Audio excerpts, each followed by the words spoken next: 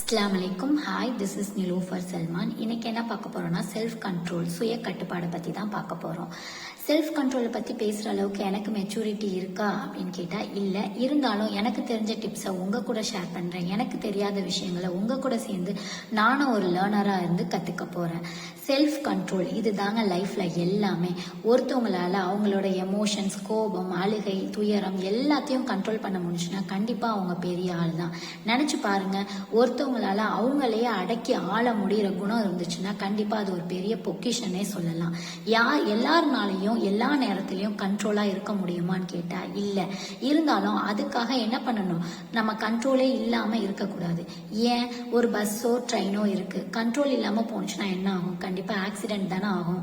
அதே போல தான் நம்ம லைஃப்பில் ஒரு கண்ட்ரோல், செல்ஃப் கண்ட்ரோல், நம்மளுக்கு நம்மளே ஒரு விஷயத்தில் எந்த விஷயமா இருந்தாலும் கண்ட்ரோல் கண்டிப்பாக இருக்கணும். இல்லை அப்படின்னா நம்ம வாழ்க்கை சரியான பாதையில் போகலை, ஏதோ ஒரு வழியில் நம்ம தவறி தான் போகிறோம் அப்படிங்கிறத தெரிஞ்சுக்கணும். செல்ஃப் கண்ட்ரோல் அப்படின்னா என்ன? வெறும் கோபங்களையும் சந்தோஷத்தையும் அடக்கி வச்சுக்கிறது மட்டும்தான் செல்ஃப் கண்ட்ரோலா? இல்லைங்க.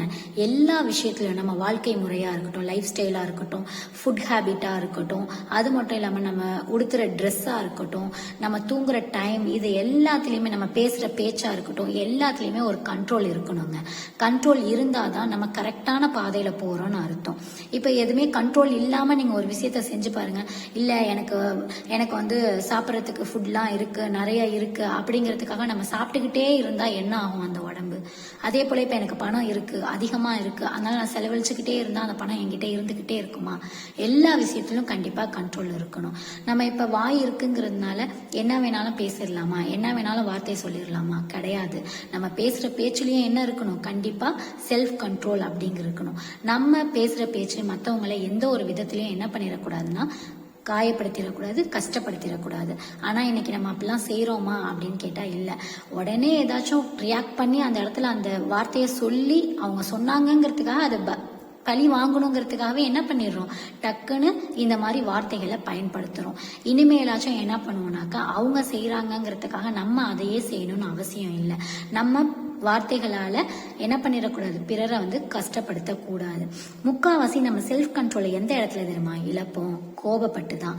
ஏன்னாக்கா அவங்க நம்மளை கோபப்படுத்தணுன்னே ஏதாச்சும் வந்து சொல்லுவாங்க, இல்லையா வேற யார் மூலியமாச்சும் சுற்றி வந்து நம்ம காதில் விழுகும். உடனே என்ன பண்ணுவோம், அதுக்கு அப்படியே 10 நிமிஷம் பொறுமையாக இருப்போம், 20 நிமிஷம் பொறுமையாக இருப்போம், 30 நிமிஷம் பொறுமையாக இருக்கும். அதுக்கு மேலே நம்மள்கிட்ட பொறுமைங்கிறது இருக்கவே இருக்காது. உடனே என்ன பண்ணிடுவோம், கத்தி என்னன்னாக்கா அவங்க நினச்ச மாதிரி நம்மளும் கோபப்பட்டு நம்மளோட எனர்ஜியை வேஸ்ட் பண்ணுவோம். நீங்கள் நினச்சி பாருங்க, நம்ம கத்துறதுனாலையும் நம்ம கோவப்படுறதுனாலையும் அவங்களுக்கு ஏதாச்சும் லாஸா? கண்டிப்பாக இல்லவே இல்லை.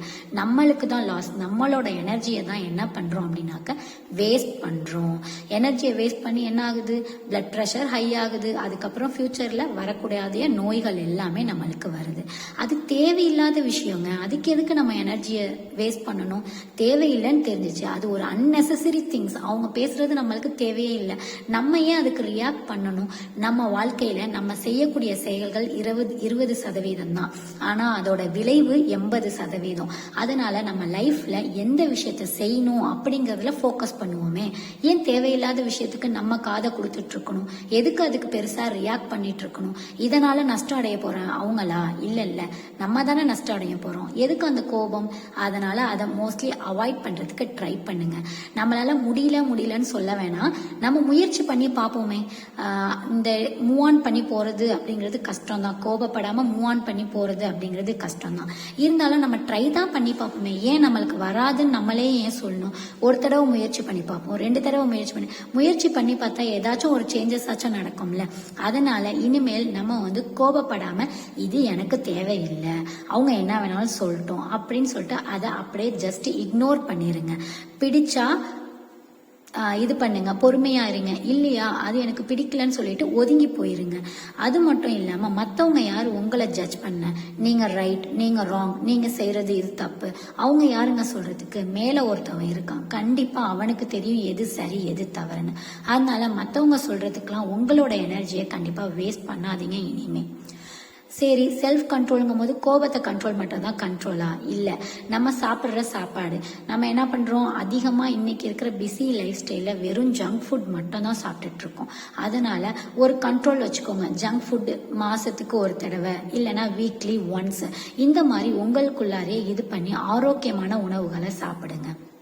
லைஃப் ஸ்டைல்னு எடுத்துக்கிட்டோம் அப்படின்னாக்க, இப்போ இந்த டைமுக்குலாம் நான் தூங்கிடுவேன், இந்த மாதிரி ட்ரெஸ் தான் நான் வியர் பண்ணுவேன், அப்போ தான் பார்க்குறதுக்கு இதாக ப்ரெசன்டபுளாக இருக்கும். ஒருத்தவங்க 4 பேர் இருக்காங்க அப்படின்னா மற்றவங்க நம்மளை பார்க்கும்போது ஒரு மரியாதை வரணும். அப்போ நம்ம விடுத்துற ட்ரெஸ் எப்படி இருக்கணும், அதை ஏற்படுத்துகிற மாதிரி இருக்கணும். அப்போ நம்மளோட ட்ரெஸ்ஸிங்காக இருக்கட்டும், லைஃப் ஸ்டைலாக இருக்கட்டும், நம்ம பேசுகிற பேச்சாக இருக்கட்டும், நம்ம எமோஷன்ஸாக இருக்கட்டும், எல்லாத்துலேயும் கண்டிப்பாக செல்ஃப் கண்ட்ரோல் அப்படிங்கிறது ரொம்ப ரொம்ப முக்கியம்.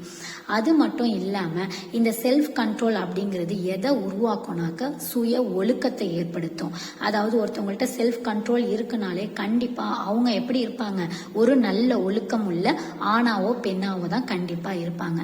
இந்த சுய ஒழுக்கம்ங்கிறது எதை ஏற்படுத்தும்னா, மற்றவங்க இடத்துல நம்மளுக்குன்னு ஒரு மரியாதை, இவங்க இப்படித்தான் இருப்பாங்க, தேவையில்லாம அனாவசியமா கோபப்பட மாட்டாங்க, அனாவசியமான பேச்செல்லாம் பேச மாட்டாங்க, அவங்க உண்டு அவங்க வேலை உண்டு அப்படின்னு தான் மற்றவங்க சொல்லுவாங்க. அதனால கண்டிப்பா செல்ஃப் கண்ட்ரோல் செல்ஃப் டிசிப்ளினை கிரியேட் பண்ணும்.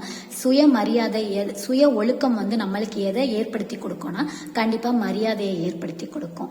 அதே போல உணவு இருக்குங்கிறதுனால நான் ஃபுட் ஹேபிட்டை பத்தி சொல்றேன். நம்ம எல்லாரும் ஒரு நாள் இறக்கத்தான் போறோம், மரணம்ங்கிறது எல்லாருக்குமே இருக்கு.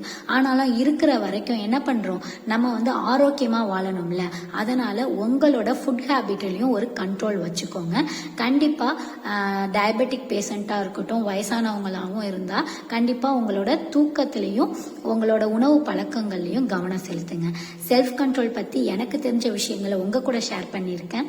எனக்கு தெரியாத விஷயங்களை நீங்க கமெண்ட்ஸ்ல சொல்லுங்க, நானும் தெரிஞ்சுக்கிறேன். தேங்க்யூ. Love learning. உங்க ஃப்ரெண்ட்ஸ் அண்ட் ஃபேமிலி கூட கண்டிப்பா ஷேர் பண்ணுங்க. நிறைய பேர் சப்ஸ்கிரைப் பண்ணாமையே பாக்குறீங்க. நீங்க லைக் பண்ணிட்டு எனக்கு சப்ஸ்கிரைப் பண்ணாதான் எனக்கும் பூஸ்ட் அப்பா இருக்கும். தேங்க்யூ.